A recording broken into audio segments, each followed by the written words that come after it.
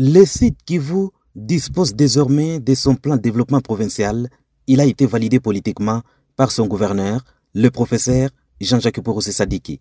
Ce document de 60 pages, axé sur 5 piliers phares, a débouché sur 96 objectifs, 30 stratégies et 528 actions à mener pendant les 5 ans. Il servira également de boussole pour le gouvernement provincial dans la mise en œuvre de son programme d'action présenté à l'Assemblée provinciale. Il guidera également l'exécutif provincial dans toutes ses interventions, assurant une approche cohérente et structurée. Il s'inscrit dans l'ordre de priorité du président de la République, chef de l'État. Aujourd'hui, nous avons un plan de développement de la province qui vient d'être validé.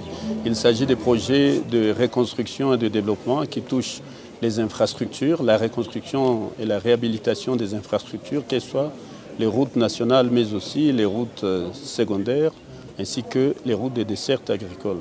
Nous avons aussi des questions liées à la gouvernance. Nous allons renforcer la politique de redevabilité. Dans son discours de validation, le professeur Jean-Jacques Porossé Sadiki a souligné l'importance de ce plan pour l'avenir du site Kivu avant de rendre les hommages mérités au président de la République, Félix-Antoine Tshisekedi. Ces 5 piliers vont guider la province à la valorisation du capital humain, développement social et culturel, le renforcement de la bonne gouvernance, restauration de l'autorité de l'État et la consolidation de la paix. Pour financer tous ces plans, il y a 3 sources de financement.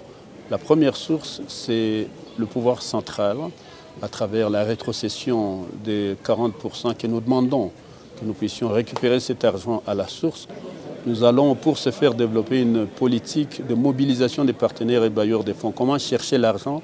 Ce n'est pas de la magie, c'est d'abord la bonne gouvernance, la lutte contre la fiscalité confiscatoire. Ce plan de développement provincial a été conçu à partir d'une analyse approfondie des besoins de la population.